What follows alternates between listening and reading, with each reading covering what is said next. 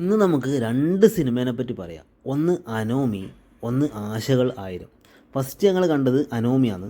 Forum മാളിലാണ് രണ്ട് മൂവിയും കണ്ടത്. അപ്പോൾ അനോമിയെ പറ്റി പറയാമെന്ന് വെച്ച് കഴിഞ്ഞാൽ നല്ല അടിപൊളിയൊരു ഫസ്റ്റ് ഹാഫ്. സെക്കൻഡ് ഹാഫിലേക്ക് വരുമ്പം ചെറിയൊരു ഡെത്ത് ഇക്വേഷൻ അങ്ങനെയൊക്കെ പറഞ്ഞിട്ടുള്ളൊരു സംഭവങ്ങൾ വരുന്നുണ്ട്. പക്ഷെ അത് വേറെ ലെവൽ സംഭവമാണെങ്കിലും കൂടി ചിലർക്ക് ആ ഒരു സംഭവം എന്നാൽ ഔട്ട് ഓഫ് ദ ബോക്സ് ആയിട്ടുണ്ട്, ഇഷ്ടപ്പെട്ടിട്ടില്ല. ചില സംഭവങ്ങൾ അയ്യോ അത് വേണമായിരുന്നോ എന്ന് തോന്നിയിട്ടുണ്ട്. അങ്ങനെ പേഴ്സണലി എന്നോട് പലരും പറഞ്ഞിട്ടുണ്ട്. പക്ഷേ അതൊരു ഭയങ്കര സംഭവമാണ്, ഇതുവരെ ആരും എടുക്കാത്ത രീതിയിൽ മലയാളത്തിൽ വരാത്ത രീതിയിലുള്ളൊരു സംഭവമാണ്. നല്ല മൂവിയാണ്, മസ്റ്റ് വാച്ചായിട്ട് തന്നെയാണ് എനിക്ക് തോന്നിയത്. രണ്ടാമത്തെ മൂവി കണ്ടത് ആശകൾ ആയിരം.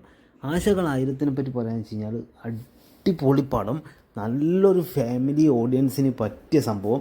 ജയറാം, കാളിദാസൻ, ആശാ ശരത്ത് ഇവരാണ് മെയിൻ സംഭവം. ജയറാം തകർത്ത് അഭിനയിച്ചിട്ടുണ്ട്. കുറേ കാലത്തിന് ശേഷം ജയറാം ഏട്ടൻ്റെ നല്ലൊരു മൂവി കണ്ടു. കാളിദാസിൻ്റെ അഭിനയത്തിനെ പറ്റി പറയാമെന്ന് വെച്ച് കഴിഞ്ഞാൽ എനിക്ക് ഏവറേജ് ആയിട്ടാണ് തോന്നിയത്.